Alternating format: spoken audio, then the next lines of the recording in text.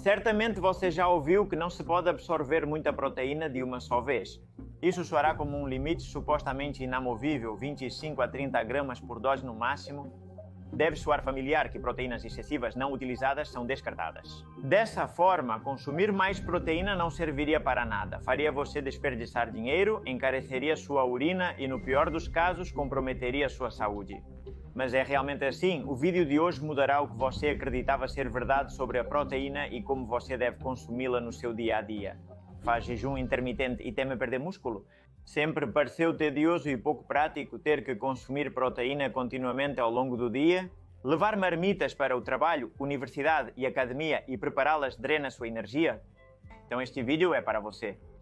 Tradicionalmente, acreditamos que a absorção muscular de proteína é um processo saturável. O que isso significa? Bem, após comer proteína, ela é digerida e os aminoácidos são liberados, absorvidos, passam para o sangue, chegam ao músculo e lá entram no músculo. Neste órgão, de acordo com as necessidades do momento, a síntese proteica muscular aumenta até uma quantidade determinada de proteína ingerida, tendo um limite a partir do qual você descartaria o resto da proteína que seu corpo não pode utilizar.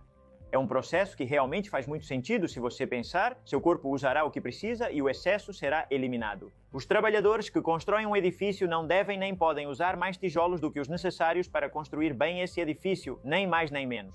Por isso, exagerar na proteína não seria muito útil em termos de ganhos musculares. Na verdade, bons estudos anteriores quantificaram essa dose ótima de proteína por ingestão, colocando-a em 0,24 gramas de proteína por quilograma de peso por ingestão em adultos jovens e em 0,40 em adultos mais velhos. Desses estudos de dose e resposta surgem as famosas manchetes de que seu corpo não pode absorver mais de 25 gramas de proteína por ingestão. Aqui está o primeiro esclarecimento. Confunde-se muito absorver proteína com utilizar proteína. O seu corpo absorve toda a proteína que você lhe dá, desde que não haja um quadro digestivo de má absorção e que as suas enzimas digestivas estejam em forma. O seu cocô não deveria ter aminoácidos ou ter muito poucos aminoácidos. No entanto, o excesso de aminoácidos provenientes da digestão dessas proteínas vai oxidar ou até mesmo ser eliminado pela urina quando o seu corpo não tem um motivo forte para utilizá-los. Assim como armazenamos glicose e ácidos graxos para uso posterior, não temos a capacidade de armazenar aminoácidos indefinidamente. Seu corpo usa apenas os aminoácidos necessários para manter sua funcionalidade. Esta é a base fisiológica e a evidência que mencionei, que suportam a ideia de que só se pode absorver uma quantidade limitada de proteína por refeição.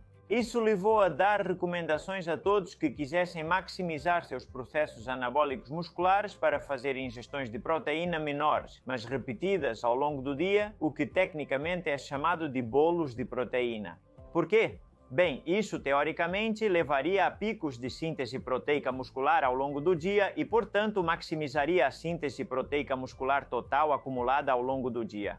Seria um padrão de ingestão típico do fisiculturista que come a cada 2 ou 3 horas, às vezes de forma obsessiva, até mesmo acordando à meia-noite para fazer isso, o que, como veremos, felizmente não faz muito sentido. Qual foi a principal limitação desses estudos? Bem, eles foram estudos muito de curto prazo no sentido de que avaliaram a síntese proteica muscular apenas nas 3 a 4 horas após uma ingestão proteica, o que se complementa com as descobertas encontradas neste novo e recente trabalho. Neste estudo, jovens esportistas receberam 3 diferentes quantidades de proteína, 25 gramas, 100 gramas ou 0 gramas, placebo. Horas antes, os participantes fizeram um treino de força padronizado. E os resultados? Antes de discuti-los para uma perfeita compreensão, relembre a síntese proteica muscular. Seu corpo mantém um equilíbrio entre processos anabólicos, construir, e catabólicos, destruir. Um exemplo de processo anabólico seria armazenar gordura e um exemplo de processo catabólico seria usar essa gordura para produzir energia. No músculo, o principal processo anabólico é a síntese proteica muscular necessária para fazer o músculo crescer em resposta a um estímulo mecânico, o treinamento. Este processo pode ser quantificado de forma precisa nos estudos e é o que fizeram neste trabalho em questão. Quando a síntese proteica muscular supera o catabolismo muscular, dizemos que temos um balanço nitrogenado positivo e seu corpo estaria em condições de construir músculo, reparar tecidos ou se recuperar de um estressor. O contrário seria um balanço nitrogenado negativo ou uma situação de catabolismo predominante, como a que teríamos em uma doença crônica ou durante uma meia maratona. Eu enfatizo a palavra predominante. Sempre, sempre, sempre há processos ativos de catabolismo e anabolismo. O que importa é o peso relativo de cada um deles. Compreendido quais foram os resultados do estudo? De forma muito curiosa, nas primeiras 4 horas após a ingestão, não houve diferenças significativas na síntese proteica muscular entre o grupo de 25 e de 100 gramas de proteína.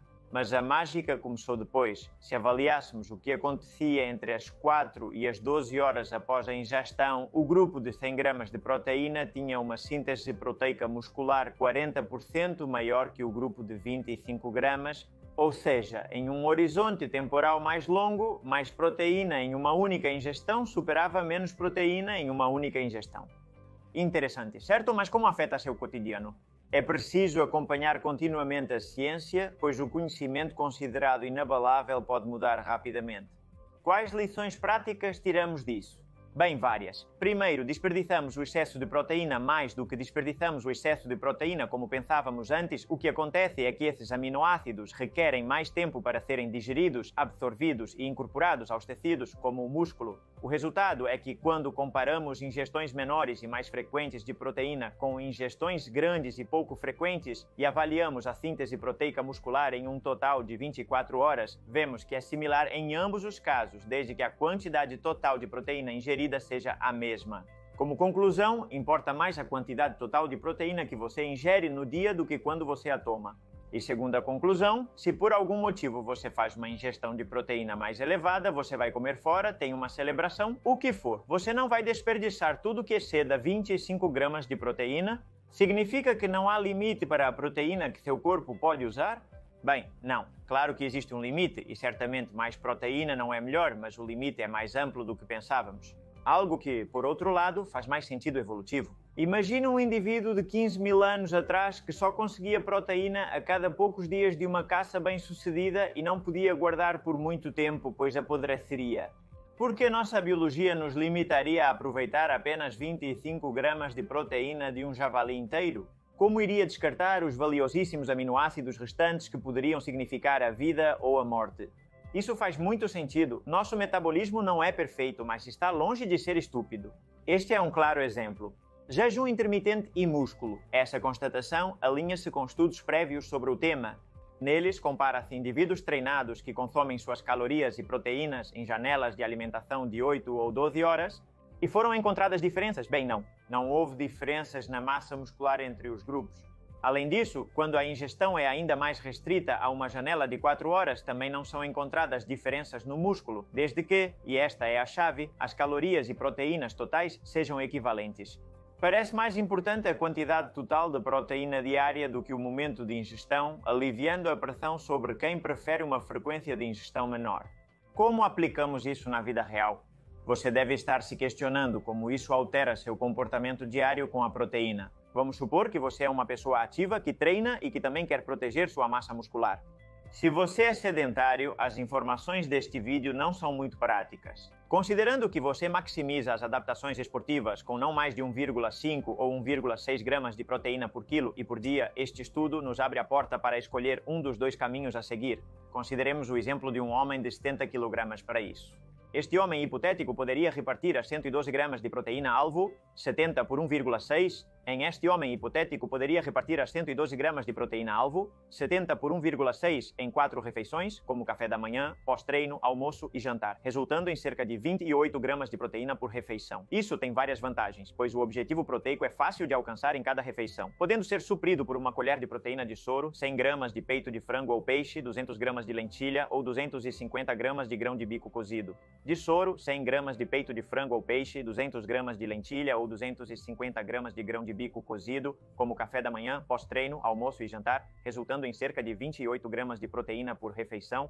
Isso tem várias vantagens, pois o objetivo proteico é fácil de alcançar em cada refeição, podendo ser suprido por uma colher de proteína de soro, 100 gramas de peito de frango ou peixe, 200 gramas de lentilha ou 250 gramas de grão de bico cozido, de soro, 100 gramas de peito de frango ou peixe, 200 gramas de lentilha ou 250 gramas de grão de bico cozido. A desvantagem, você precisa programar e planejar a próxima ingestão de proteína. Certamente pode fazer de 4 a 7 refeições. Este é apenas um exemplo com 4 O segundo caminho seria dividir esses 112 gramas de proteína alvo em duas refeições maiores de 0,8 gramas de proteína por quilo, que poderiam ser, por exemplo, o almoço e o jantar. Isso se aplica a quem pratica jejum intermitente. No entanto, essa pessoa deveria chegar a 55 gramas por refeição. A vantagem é que você tem menos para programar e é mais fácil de cumprir se passa muito tempo fora de casa ou se tem uma longa jornada de trabalho ou se não gosta de estar sempre cozinhando ou programando refeições.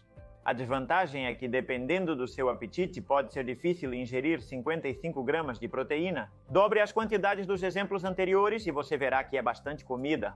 Claro, uma ressalva muito necessária é que o estudo que analisamos hoje avaliou indivíduos jovens e saudáveis. Caso tenha uma patologia com resistência anabólica, má absorção intestinal ou um estado catabólico acentuado, como câncer, os resultados podem não se aplicar ao seu caso.